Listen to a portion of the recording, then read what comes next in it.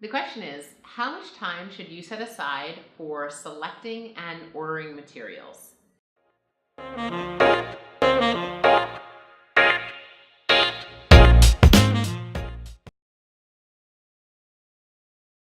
Now, obviously, this really depends on you and your selection process. I know when I go shopping, I like to be in and out of the store, but I've had plenty of friends who, agonize over a pair of jeans for hours and days and months.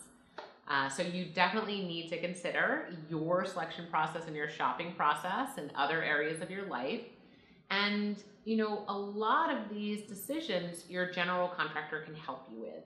So definitely leverage them whenever possible and really make sure that you're in constant communication about the materials that you're thinking about choosing, because oftentimes they have labor implications. So for example, a mosaic tile is a lot more hard to set and needs a much more skilled tile person than say a standard like penny round or something like that.